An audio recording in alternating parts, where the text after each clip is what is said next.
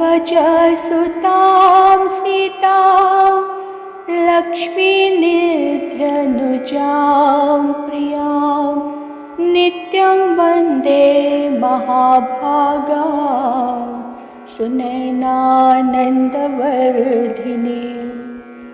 यस्याः कृपाप्रसादेन वैदेही दर्शनं शुभं व्याख्यास्यामः स्वशिष्याय सीतातत्त्वं विधायकम्। व्याख्यास्यामः स्वशिष्याय सीतातत्त्वं विधायकम्।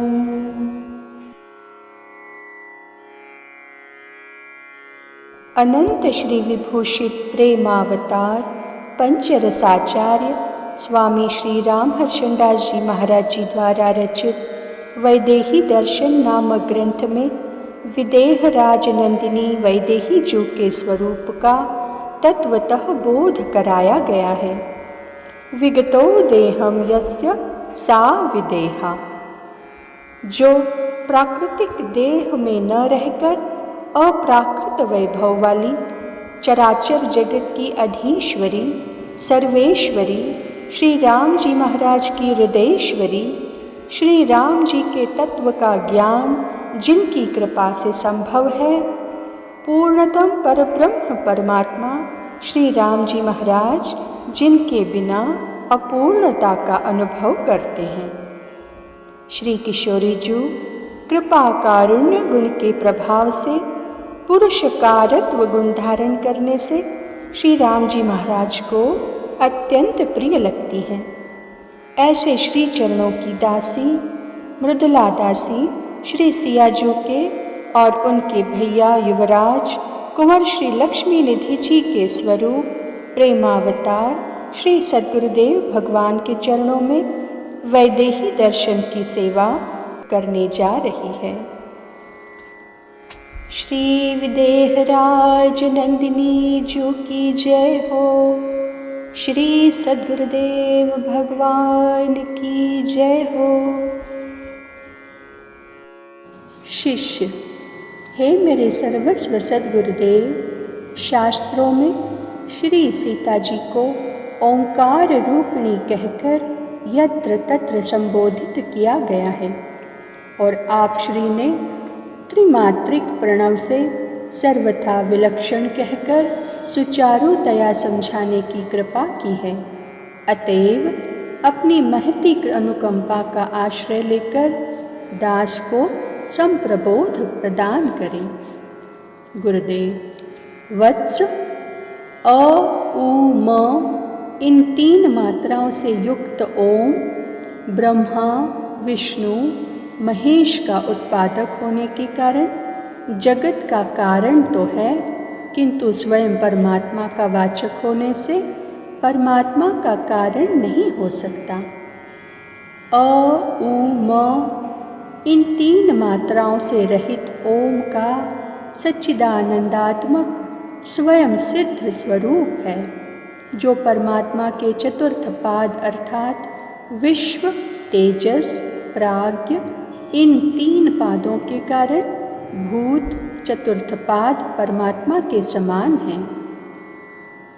इस त्रैमात्रा विहीन सच्चिदानंदात्मक ओम के सत्ता की सुरक्षा स्वरूपा शक्ति से ही संभव है, अर्थात वैदेही ही ओम के ओमत्व का संरक्षण करने वाली है। सीता जी को ओम रूपिणी कार्य कारण की एकता विचार करके कहा गया है। श्री सीता जी से जगत का सृजन संरक्षण और संहार होता है, इसलिए जगत रूपिणी भी यत्र तत्र कहा गया है। कहीं कहीं माया भी इसलिए कहा गया है कि विद्या और अविद्या माया को वैदेही की शक्ति और प्रेरणा से ही अपना अपना कार्य करने की क्षमता प्राप्त होती है। अतएव ये सब नाम कार्य कारण की एकत्व दृष्टि से ही कहे गए हैं। हाँ, आपके प्रश्न और मेरे उत्तर के पहले जो वैदेही वैभव का प्रसंग चल रहा था उसे सावधानतया श्रवण करो। शिष्य: हे मेरे सर्वस्व सद्गुरुदेव, शास्त्रों में श्री सीता जी को ओंकार रूपिणी कहकर यत्र तत्र संबोधित किया गया है और आप श्री ने त्रिमात्रिक प्रणव से सर्वथा विलक्षण कहकर सुचारुतया समझाने की कृपा की है। अतएव अपनी महती अनुकंपा का आश्रय लेकर दास को संप्रबोध प्रदान करें।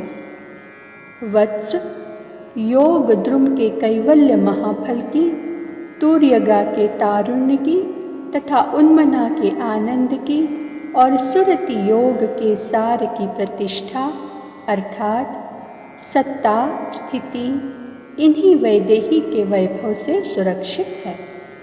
सभी आध्यात्मिक योगों की साधनाओं का साध्य उसी प्रकार वैदेही से प्रकाशित है जिस प्रकार सभी सूर्यादि ज्योतियाँ परम ज्योति स्वरूप परमात्मा से प्रकाशवान हो रही हैं। प्रकृति पुरुष यानी चेतन और पुरुषोत्तम अर्थात महाचेतन के दर्शन, स्पर्शन, श्रवण, घ्राण, आस्वाद के अनुभव में जिन सौंदर्य, माधुर्य, सौकुमार्य, सौष्ठव, लावण्य, मनमोहकत्व, वशीकरणत्वादि वैभवों की प्रतीति होती है, उन सभी श्री संपत्तियों का उद्गम स्थान एवं सारतम स्वरूप ही श्री सीता जी का आध्यात्मिक मुखमंडल है, जिसे श्री राम जी महाराज देख देख कर प्रसन्नता का अनुभव अनवरत किया करते हैं। वत्स, श्री राम जी ही श्री सीता जी के सिर हैं, जिसमें चित्ररत्नों के अलंकार शोभा की प्रवृत्ति कर रहे हैं। ज्ञान विज्ञान के दो नेत्र वैदेही के मुख की कमनीय कांति को सदैव रसेन परिवृद्ध किया करते हैं।